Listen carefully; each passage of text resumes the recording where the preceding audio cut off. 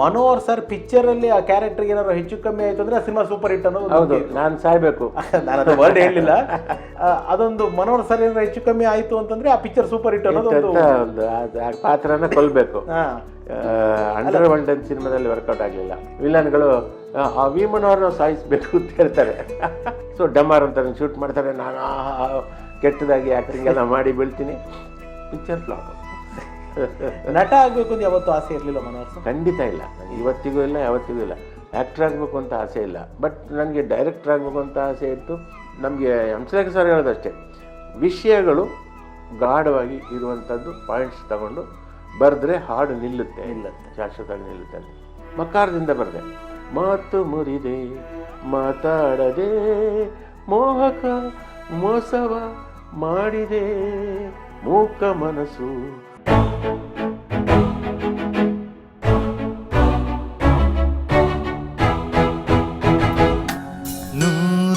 ನೂರೊಂದು ನೆನಪು. ಮಾಂಗಲ್ಯ ಅಂತ ನನ್ನ ಆಡಿಯೋ ರಿಲೀಸ್ ಆಯಿತು, ಒಳ್ಳೆ ರೆಸ್ಪಾನ್ಸ್ ಬಂತು, ಸೂಪರ್ ಹಿಟ್ ಆಯಿತು ಸಾಂಗ್ಸು. ಸಿನಿಮಾಗೆ ಹಿಟ್ ಆಗೋದಕ್ಕೆ ಆಡಿಯೋ ಹಿಟ್ ಆಗಿರೋದು one of the major reason. Of course picture ಚೆನ್ನಾಗಿತ್ತು, ಅದು ಬೇರೆ ಪ್ರಶ್ನೆ. ನಿಮಗೆ ಉದ್ಯಮದಿಂದಾಗಲಿ ರವಿ ಸರ್ ಅಭಿಮಾನಿಗಳಿಂದಾಗಲಿ ಏನು ರಿಯಾಕ್ಷನ್ ಬಂತು ಸರ್ ಮಾಂಗಲ್ಯ ಅಂತ ನನ್ನ ಆಡಿಯೋ ಬಂದಮೇಲೆ? ಆಡಿಯೋ ಬಂದಮೇಲೆ ನನಗೆ ತಿಳಿದ ಮಟ್ಟಿಗೆ ಅದು ನಾನು ಮಾಡಿದ್ದು ಅಂತ ತುಂಬ ಜನ ಗೊತ್ತಿಲ್ಲ. ಅದು ಹಂಸಲೇಖ ಸಾರೇ ಮಾಡಿದ್ದು ಅಂತ ತುಂಬ ಜನ ತಿಳ್ಕೊಂಡ್ರು. ಅದನ್ನು ನಾನು ಕಾಂಪ್ಲಿಮೆಂಟ್ ಆಗಿ ತಗೊಂಡೆ. ರವಿ ಸರ್ ಏನಂದಿದ್ರು? ರವಿ ಸರ್ ಪರವಾಗಿಲ್ಲ ರೀ, ಚೆನ್ನಾಗಿ ಮಾಡಿದ್ರಿ ಅಂತ ಅಂದರು. ಅವರು ಜಾಸ್ತಿ ಇದು ಮಾಡಲ್ಲ, ಅವರು ಅದನ್ನು ಇಷ್ಟಪಟ್ಟರು, ಅದೇ ಎಲ್ಲ ಟ್ಯೂನ್ಸ್ ಎಲ್ಲ ಇಷ್ಟಪಟ್ಟರು. ರೀ ರೆಕಾರ್ಡಿಂಗ್ ನೀವೇ ಅಲ್ಲ ಸರ್ ಮಾಡಿ? ಹೌದು. ಆಮೇಲೆ ಅದರಲ್ಲಿ ಅತ್ತಿಗೆ ಅವ್ರ ಹೆಸರನ್ನೇ ಬಳಸ್ಬಿಟ್ಟು ಒಂದು ಸಾಂಗ್ ಮಾಡಿದ್ದೀರ, ಸುಮತಿ ಸುಮತಿ ಶ್ರೀಮತಿ ಆರತಿ ಮನಗೆ ಒಡತಿ ಮನೆಗೆ ಗರತಿ, ಅದು ಅವ್ರ ಹೆಸರೇ ಬಂದಿದೆ ಮೇಡಮ್. ಹೌದೌದು, ಬೇಕಂತಲೇ ಮಾಡಿರೋದು ಮೇಡಮ್ ಹೆಸರು. Thank you sir. ಒಂದು ಎಲ್ಲೂ ಕೂಡ ರವಿ ಸರ್ ಅಂದರೆ ಯಾವುದ್ರಲ್ಲೂ ಸೋತರು ಸಾಂಗಲ್ಲಿ ಸೋಲಿಲ್ಲ. ಅದು ಶಂಕರ್ ಗಣೇಶ್ ಅವರು ಮಾಡಿದ ಟೈಮಲ್ಲಿ ಇರ್ಬೋದು, ಹಂಸಲೇಖ ಸರ್ ಮಾಡಿದ ಟೈಮಲ್ಲಿ ಇರ್ಬೋದು, ಮನೋಹರ್ ಸರ್ ಕೊಟ್ಟಿದ್ದ ಟೈಮಲ್ಲಿ ಇರ್ಬೋದು. ಥ್ಯಾಂಕ್ ಯು ಎಲ್ಲ ರವಿ ಸರ್ ಅಭಿಮಾನಿಗಳ ಪರವಾಗಿ ಒಳ್ಳೊಳ್ಳೆ ಹಾಡುಗಳು ಕೊಟ್ಟಿದ್ದಕ್ಕೆ. ಈಗ ಇನ್ನೊಬ್ಬ ಲೆಜೆಂಡ್, ನೀವು ಫಸ್ಟ್ ಮಾಡಿದ ಅಗೇನ್ ಆ ಸಿನಿಮಾ, ಮತ್ತೆ ಬೈಬೇಡಿ ನನಗೆ ಆ ಫೇವ್ರೇಟ್ ಹಾಡುಗಳೇ ಅದೆಲ್ಲಾನು.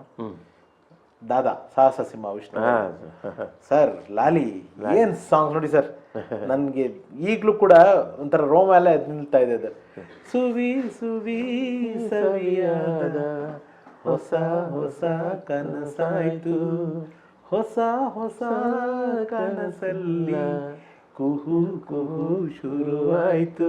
ಏನು ಸರ್ ಸಾಂಗ್ ಅದು?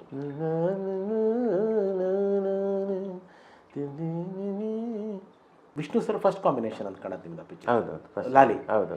ಸೊ ಲಾಲಿ ಸಾಂಗ್ಸು, ಲಾಲಿ ಒಂದು ಮೆಮೊರೀಸು, ವಿಷ್ಣು ಸರ್ ಜೊತಿನ ಒಡನಾಟ. ಆ್ಯಂಡ್ ಅದರಲ್ಲಿ ನನ್ನ ಮಗಳು, ಇಬ್ಬರು ಮಕ್ಳಿಗೂ ಹೆಣ್ಮಕ್ಳಿಗೆ ಆ ಹಾಡು ಕೇಳ್ಬಿಟ್ಟು ಇವತ್ತು ನಾನು ಕೇಳಿಸ್ತೀನಿ ನೋಡಿ, ಕ್ಯಾಮ್ರಾ ಆಫ್ ಆದ್ಮೇಲೆ ಅವ್ರ ಮುಂದೆ ಅವ್ರ ಚಿಕ್ಕ ಮಕ್ಳಿದ್ದಂಗೆ ನಿಮ್ಮ ಹಾಡು ಕೇಳ್ಬಿಡ್ತೀನಿ. ಚಂದನ ಕಂಪಲಾಲಿ ಲಾಲಿ, ನನ್ನ ಇಬ್ರು ಹೆಣ್ಮಕ್ಳಿಗೂ ಕೇಳಿ, ನೀ ಕೇಳೋ ಅಮ್ಮ ನಾನೇ ನಮ್ಮ ಇಬ್ಬರು ಮಕ್ಳಿಗೂ. ಆಮೇಲೆ ನನಗೆ ಇನ್ನೂ ಒಂದು ಹಾಡೋದ್ರಲ್ಲಿ ಈ ಮಳೆ ಜೇನ್ ಮಳೆ ಜೂನ್ ಮಳೆ ಸ್ವೀಟ್ ಮಳೆ ಹೂ ಮಳೆ ಈ ಮಳೆ, ಅದರಲ್ಲಿ ಇಳಿಯರಾಜ ಸಾಂಗ್ ಥರ ಇದೆ ಸರ್ ಅದು.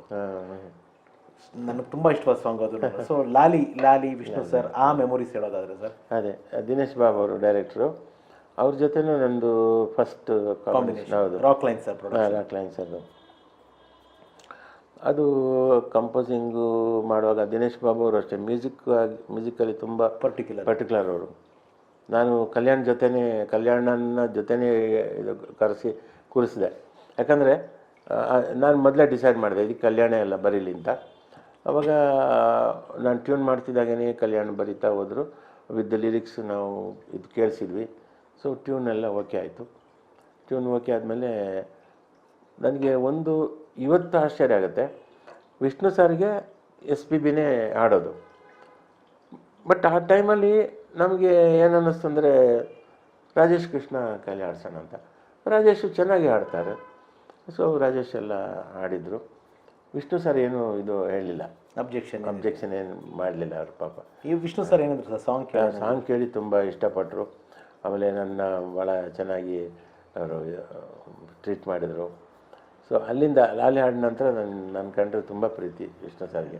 ಸೂರ್ಯವಂಶ ಹಾಂ, ಸೂರ್ಯವಂಶ ಮರೆಯೋದಕ್ಕೆ ಚಾನ್ಸ್ ಇಲ್ಲ ಆ ಸಿನಿಮಾ ಸಾಂಗ್ಗಳು.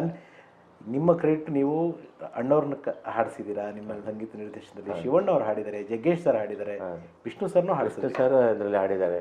ಒಂದೇ ಒಂದು ಕ್ವಶನ್ ಕೇಳ್ತೀನಿ ಉತ್ತರ ಹೇಳ್ತೀಯಾ ಫ್ರೆಂಡ್, ಫಟಾಫಟ್ ಉತ್ತರ ಹೇಳ್ತೀಯಾ ಫ್ರೆಂಡ್. ನೋಡಿ, ಒರಿಜಿನಲ್ ಸೂರ್ಯವಂಶ ತಮಿಳು ಆ ಪ್ಲೇಸ್ಮೆಂಟ್ ಅದರಲ್ಲಿ ಇಲ್ಲ, ನಾವು ಕ್ರಿಯೇಟ್ ಮಾಡಿರೋದು. ಇದು ರಿತೀಶಾ ಪದ್ಮನಾಭ ಅಂತ ಮಗು ಹಾಡಿದ್ದು. ಇವಾಗ ಅವಳು ಮದುವೆ ಆಗಿ ಅಮೇರಿಕಾದಲ್ಲಿ ಇದ್ದಾಳೆ. ಆ ಮಗು ಮತ್ತು ವಿಷ್ಣು ಸರ್ ಹಾಡಿದ್ದದು. ಹೆಂಗಿತ್ತು ಸರ್ ಲಯನ್ ಹತ್ರ ಮೈಕ್ ಮುಂದೆ ಹಾಡಿಸಿದ್ದು ಆ ಮೆಮೊರಿ? ಅವ್ರು ಹೆಂಗೆ as a singer Vishnu sir? ಅವರು ಒಳ್ಳೆ ಸಿಂಗರ್. ಅವರು ಹಿಂದಿ ಹಾಡು ಎಲ್ಲ ಹಾಡೋರು, ಚೆನ್ನಾಗಿ ಹಾಡು ಇದು ಮಾಡೋರು. ಅಲ್ಲಿಂದ ನಂತರ ತುಂಬ ಅವರು ಆ ಲಾಲಿಂದನೇ ಅವರು ನನಗೆ ತುಂಬ ಹತ್ರ. ಇದು ಪಲ್ಲವಿ ನಾರಾಯಣ್ ಸರ್ ಅಂತ ನಿಜನಾ ಸರ್ ಕಂಪೋಸ್ ಮಾಡಿದ್ದು? ಮೇಘಗಳ ಬಾಗಿಲಲ್ಲಿ ನಾರಾಯಣ್ ಸರ್ದೇ ಕಂಪೋಸಿಷನ್ ಅದು. ಓಕೆ.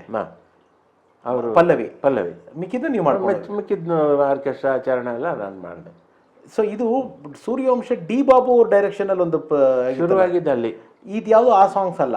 ಇಲ್ಲ, ಇದು ಸೇವಂತಿಯ ಅದು ಯಾವ್ದು ಇರಲಿಲ್ಲ ಆಗ ಮಾಡಿದ್ದು ಬೇರೆ ಟ್ಯೂನು.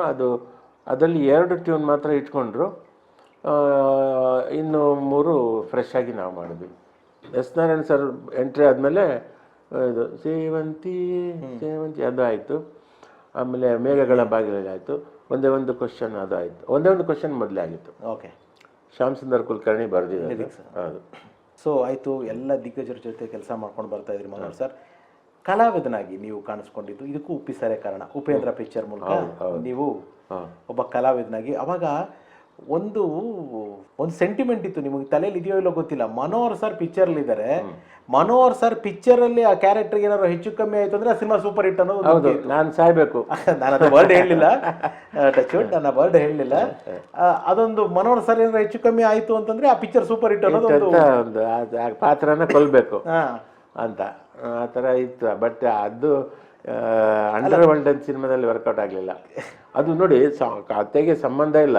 ನಾನು ಹಾಡು ಹೇಳ್ತೀನಂತೆ, ಹಾಡು ಹೇಳ್ತೀನಿ, ಇವರು ವಿಲನ್ಗಳು ಅಭಿಮನವ್ರನ್ನ ಸಾಯಿಸಬೇಕು ಅಂತ ಹೇಳ್ತಾರೆ, ಅಭಿಮನವ್ರನ್ನ ಮರ್ಡರ್ ಮಾಡಬೇಕು ಅಂತೆಲ್ಲ ಹೊಡ್ತಾರೆ. ಸೊ ಡಮಾರ್ ಅಂತ ಶೂಟ್ ಮಾಡ್ತಾರೆ. ನಾನು ಕೆಟ್ಟದಾಗಿ ಆ್ಯಕ್ಟಿಂಗ್ ಎಲ್ಲ ಮಾಡಿ ಬೀಳ್ತೀನಿ. Picture flap. ನಟ ಆಗಬೇಕು ಅಂತ ಯಾವತ್ತೂ ಆಸೆ ಇರಲಿಲ್ಲ ಮನೋಹರ್ ಸರ್? ಖಂಡಿತ ಇಲ್ಲ. ನನಗೆ ಇವತ್ತಿಗೂ ಇಲ್ಲ, ಯಾವತ್ತಿಗೂ ಇಲ್ಲ.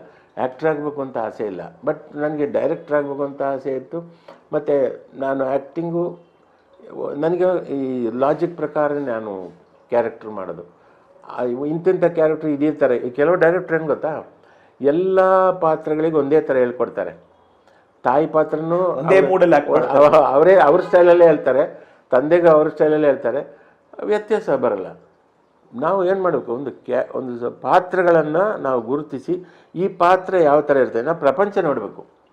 ನಾವು ಇವತ್ತು ಮೊದಲು ಬಸ್ಸಲ್ಲಿ ಓಡಾಡ್ತಿದ್ದೆ ನಾನು, ಈಗ ಮೆಟ್ರೋದಲ್ಲಿ ಹೋಗಿ ಎಲ್ಲ ಕ್ಯಾರೆಕ್ಟರ್ ನೋಡ್ತೀನಿ, ಯಾರ್ಯಾರ ಅಬ್ಸರ್ವೇಷನ್. ಹೌದು.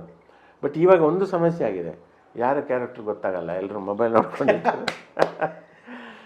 ಮೊದಲು ಹಾಗಲ್ಲ, ಒಬ್ರಿಗೊಬ್ರು ಮಾತಾಡ್ತಿದ್ರು ಬರುವಾಗ, ಕಮ್ಯುನಿಕೇಶನ್, ಆ ಮಾತಾಡೋ ಸ್ಟೈಲ್ ಅದು ಏನಾಯ್ತು ಅಂದರೆ ಆಗ ಈ ಥರ ಎಲ್ಲ ಬಾಡಿ ಲ್ಯಾಂಗ್ವೇಜ್ ಸಿಗೋದು. ಓ, ಈ ಥರ ಕ್ಯಾರೆಕ್ಟರ್ ಅಲ್ಲ, ಇನ್ನು ಕೆಲವರು ಅಂತ ಒಂದು ಅಸಡ್ಡೆಯಿಂದ ಮಾತಾಡೋದು. ನಿಮಗೆ ವೆರೈಟಿ ಜನಗಳು ಸಿಗೋರು ಬಸ್ಸಲ್ಲಿ. ಇವತ್ತು ಆ ಥರ ಇಲ್ಲ. ಇವತ್ತು ಎಲ್ಲರೂ ಮೊಬೈಲ್ ನೋಡ್ತಾರೆ, ಯಾರ ಕ್ಯಾರೆಕ್ಟರ್ ಏನು ಅಂತ ಗೊತ್ತಾಗಲ್ಲ. ಬಟ್ ಆವಾಗ ನಾವೆಲ್ಲ ಅಬ್ಸರ್ವ್ ಮಾಡ್ತಿದ್ವಿ. ಒಬ್ಬ ನಿರ್ದೇಶಕನಿಗೆ ಇದು ಮುಖ್ಯ, ಅಬ್ಸರ್ವೇಷನ್. ಬಸ್ ಸ್ಟ್ಯಾಂಡಲ್ಲಿ ನಿಂತರೆ ಸಿಗ್ತಾರೆ ಯಾರಾದರೂ, ಬೇರೆ ಬೇರೆ ತರಕಾರಿ ಮಾಡ್ಕೊಂಡು ಹೋಗೋ ವಾಯ್ಸು ಅದು ಆ ಥರ ನಾವು ನೋಡಿದಾಗ ನಮ್ಮ ಕತೆ ನಾವು ಬರೆಯುವಾಗ ನಮ್ಮ ಈ ಪಾತ್ರ ಈ ಥರ. ಅಲ್ಲಿ ನಾವು ನೋಡಿದ್ದು ಒಬ್ಬ ಜೋರಾಗಿ ಕೂಗಾಡ್ತಿದ್ದ, ಇನ್ನೊಂದು ಕಡೆ ಸುಮ್ಮನೆ ಯಾವಾಗಲೂ ಮುಖ ಗಂಟಾಕೊಂಡೇ ಇರ್ತಿದ್ದ. ಈ ಕ್ಯಾರೆಕ್ಟರ್ ಆ ಥರ ಮಾಡೋಣ. ಹೀಗೆಲ್ಲ ಮಾಡೋದಕ್ಕೆ ನಮಗೆ ನಾವು ಪ್ರಪಂಚದಲ್ಲಿರೋ ಎಲ್ಲರನ್ನೂ ಅಬ್ಸರ್ವ್ ಮಾಡಬೇಕು. ಆವಾಗಲೇ ಇಲ್ಲ. ಆಮೇಲೆ ಹಾಡು ಮಾಡೋವಾಗಲೂ ಅಷ್ಟೇ, ನಾನು ರೆಗ್ಯುಲರ್ ಮಾಡೋದು ಏನಾದರೂ ಪ್ರಯೋಗಗಳು ಮಾಡಬೇಕು ಅಂತ ಬರೆಯೋವಾಗಲೂ ಅಷ್ಟೇ. ಈಗ ಫಾರ್ ಎಕ್ಸಾಂಪಲ್ ಗುರುಕಿರಣ್ ನನಗೆ ಇದಕ್ಕೆ ಗಂಡ ಹೆಂಡತಿಗೆ ಕರೆಸಿದ್ರು. ಆಗ ಅದ್ರಲ್ಲಿ ಏನು ಮಾಡಿದೆ, ಮಕಾರದಿಂದ ಬರೆದೆ. ಮಾತು ಮುರಿದೆ ಮಾತಾಡದೆ ಮೋಹಕ ಮೋಸವ ಮಾಡಿದೆ ಮೂಕ ಮನಸ್ಸು ಮಂಕಾಗಿದೆ, ಮಾರಿಯು ಮೇರೆಯ ಮೀರಿದೆ. ಇಡೀ ಮಕಾರದಿಂದಲೇ ಬಂತು ಇಡೀ ಪಲ್ಲವಿ ಎಲ್ಲಮ್ಮ. ಸೊ ಬಟ್ ಚರಣ ಅಲ್ಲ, ಚರಣ.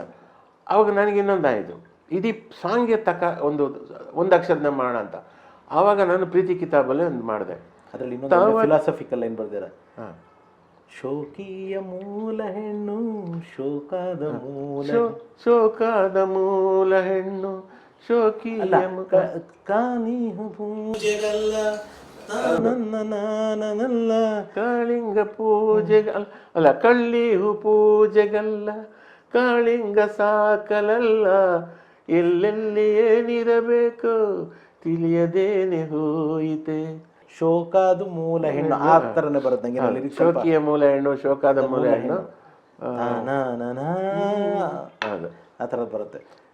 ಸೊ ಆ ಥರ ಮಾಡಿದ್ದಕ್ಕೆ ಒಂದು ನಾವು ನಮಗೆ ಹಂಸಲೇಖ ಸರ್ ಹೇಳೋದಷ್ಟೇ, ವಿಷಯಗಳು ಗಾಢವಾಗಿ ಇರುವಂಥದ್ದು ಪಾಯಿಂಟ್ಸ್ ತಗೊಂಡು ಬರೆದ್ರೆ ಹಾಡು ನಿಲ್ಲುತ್ತೆ, ಶಾಶ್ವತವಾಗಿ ನಿಲ್ಲುತ್ತೆ ಅಂತ. ಸೊ ಅದನ್ನು ಪ್ರಯತ್ನ ಮಾಡ್ತಾ ಇರ್ತೀನಿ.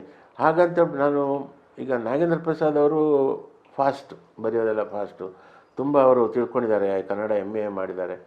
ಅಷ್ಟು ನಾನೇನು ಮಾಡಿಲ್ಲ, ಅದಕ್ಕೆ ನಾನು ಸ್ವಲ್ಪ ಸ್ಲೋ. ಬೇರೆಯವರಷ್ಟು ನಾನು ಫಾಸ್ಟ್ ಇಲ್ಲ. ಆದರೆ ನನಗೆ ಇದು ಸಾಲ್ತಾ ಇಲ್ಲ, ಇನ್ನೇನೋ ಬರಿಬೇಕು ಅಂತ ಅನ್ನೋದಿದೆ. ನಿಮಗೆ ಅಫ್ಕೋರ್ಸ್ ತುಂಬ ಜನ ಇನ್ಸ್ಪಿರೇಷನ್ಸ್ ಇರ್ತಾರೆ, ಆದರೆ ನಿಮ್ಮಲ್ಲಿ ತುಂಬ ಪ್ರಭಾವಳಿ ಬೀರುವ ಒಬ್ಬ ಸಂಗೀತ ನಿರ್ದೇಶಕರು ಅಥವಾ ಸಾಹಿತಿಗಳು ಯಾರ್ಯಾರು ಸರ್? ಈಗ ಒಂದು ಹಂಸಲೇಖ ಸರ್, ಅದು ಫಿಕ್ಸ್, ಅದು ಗುರುಕುಲ, ಗುರುಕುಲ. ಇನ್ನೊಂದು ರಾಜನ್ ನಾಗೇಂದ್ರ, ಅವರು ನನಗಿಷ್ಟ. ಇನ್ನು ತಮಿಳಲ್ಲಿ MS ವಿಶ್ವನಾಥ, ಮಾನ್ ಮೆಲೋಡಿ ಎಷ್ಟು ಕೊಟ್ಟಿದ್ದಾರೆ ಅವರು. ಸಾಹಿತ್ಯ ಸರ್, ಸಾಹಿತ್ಯ ಕಣ್ಣದಾಸನು, ಕನ್ನಡದಲ್ಲಿ ಹಂಸಲೇಖ ಸರ್. ಆಮೇಲೆ ಈ ಕುರಾಸಿ ನನ್ನ ಫೇವ್ರೇಟು. Super sir. ಈಗ ನಿರ್ದೇಶನದ ಮಾತ್ರ ಅದು ನಮಗೆ ಗೊತ್ತಿದೆ, ಪಲ್ಲವಿ ಪ್ರಕಾಶ್ ಅವರು ಬಂದರು, ನೀವು ಓ ಮಲ್ಲಿಗೆ ಸಿನಿಮಾ ನಿರ್ದೇಶನ ನಿಮ್ಮ ಮೊಟ್ಟ ಮೊದಲನೆಯ ಸಿನಿಮಾ. ನಿಮಗಾದ ಒಬ್ಬ ನಿರ್ದೇಶಕನಾಗಿ ನಿಮಗಾದ ಫೀಲಿಂಗ್ ಏನು ಸರ್? ಅಂದರೆ ನಿಮ್ಮ ಕನಸು ನನಸಾಗಿ ಒಂದು ರೋಲಲ್ಲಿ ಕ್ಯಾಪ್ಚರ್ ಆಯ್ತಲ್ಲ, ಆವಾಗ ನಿಮ್ಗಾದ ಭಾವನೆ, ನಿಮ್ಮ ತೊಳಲಾಟ ಏನು ಸರ್? ನಿಮ್ಗೆ ಒಂದು ಭಯ ಇತ್ತು, ಯಾಕಂದರೆ ನನ್ನ ಎಷ್ಟೋ ಪ್ರಯತ್ನಗಳು ಆಗಲಿಲ್ಲ. ಇದು ಆ ಥರ ಆಗಬಾರ್ದಪ್ಪ, ಇದು ಫ್ಲಾಪ್ ಆಗಬಾರ್ದು, ಇವೆಲ್ಲ ಒಂದು ಭಯ ಇತ್ತು. ಹಾಗಾಗಿ ಈ ಒಂದು ಸಣ್ಣ ವಿಷಯಕ್ಕೆ ರೋಮಾಂಚನ ಪಡೋದು ನನಗೆ ಅಷ್ಟು, ಒಟ್ಟು ಈ ಸಿನಿಮಾ ಚೆನ್ನಾಗಿ ಬರಬೇಕು ಆ ಒಂದು ಭಯ ಒಳಗಡೆ ಅಳುಕು ಇದ್ದೇ ಇತ್ತು.